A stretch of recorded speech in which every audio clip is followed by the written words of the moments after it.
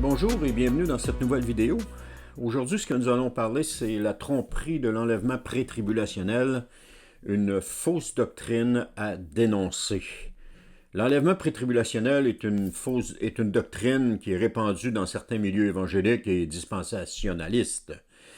Elle est, qui plus est, solidement ancrée dans la chrétienté moderne, mais cependant, elle constitue en réalité une fausse doctrine.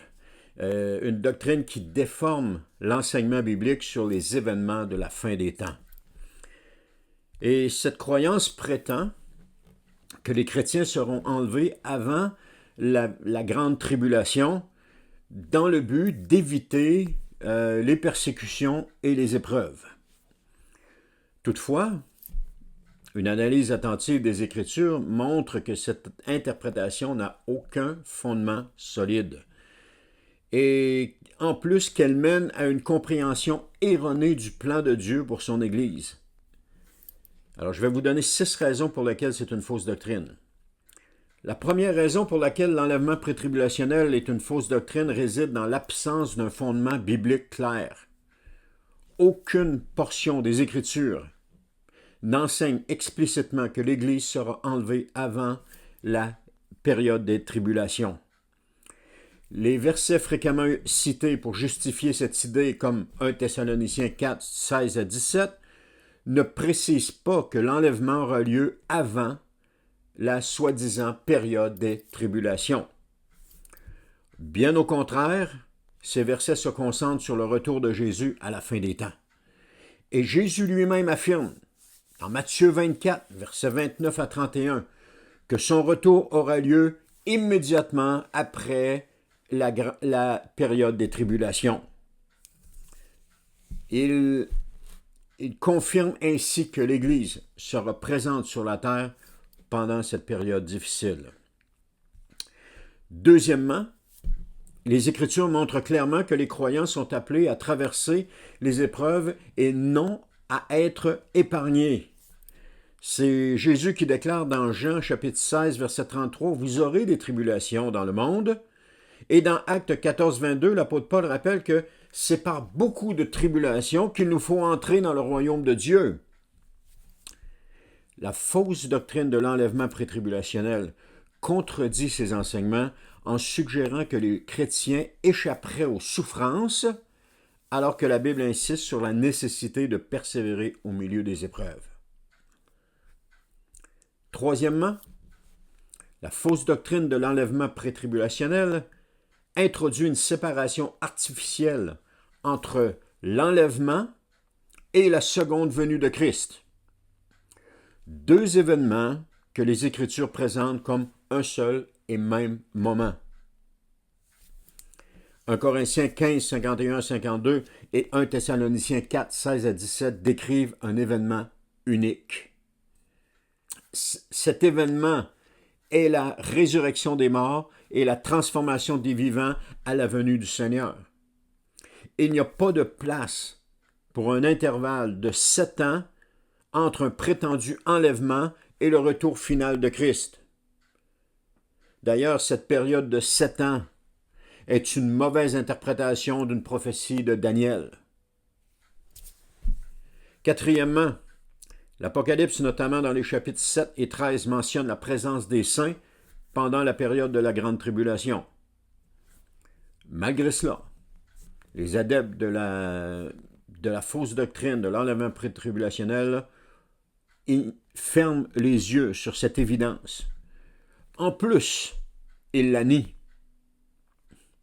Alors, si l'Église devait être enlevée avant cette période, pourquoi Apocalypse 7,14 parle-t-il de ceux qui viennent avant la grande tribulation, qui viennent de la grande tribulation?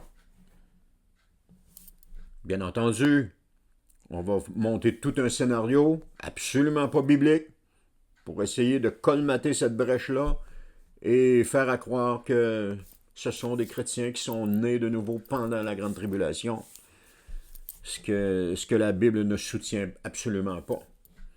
Apocalypse 13, 7 affirme également que l'Antichrist fera la guerre aux saints. Alors ça confirme sans équivoque que les croyants fidèles seront présents pendant la période des tribulations. Mais encore une fois, on préfère fermer les yeux sur cette évidence pour ne pas la voir, parce qu'elle est trop évidente. Cinquièmement, la Bible enseigne que Dieu protégera ses enfants au milieu des épreuves, et non qu'il va les retirer. C'est Jean 17,15 qui révèle la prière de Jésus pour ses disciples en disant « Je ne te demande pas de les retirer du monde, mais de les garder du mal. » Cette prière souligne que la volonté de Dieu est de protéger ses enfants au sein même des tribulations plutôt que de les enlever avant celles-ci. Sixième et dernier, il est important de noter que la doctrine de l'enlèvement prétribulationnel est une invention récente dans l'histoire de l'Église. Elle a émergé au 19e siècle avec John Nelson Darby et le mouvement dispensationaliste. Avant cette période, aucun des pères de l'Église ni des théologiens historiques n'enseignaient une telle doctrine.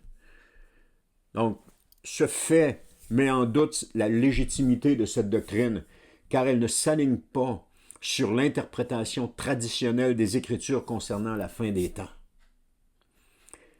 En conclusion, la fausse doctrine de l'enlèvement prétribulationnel constitue un danger pour la foi chrétienne, parce qu'elle encourage une mentalité d'évasion plutôt qu'une préparation à persévérer dans les épreuves. Les Écritures sont claires. Les croyants seront appelés à traverser les moments de tribulation, mais ils recevront la protection et la force de Dieu pour surmonter les difficultés.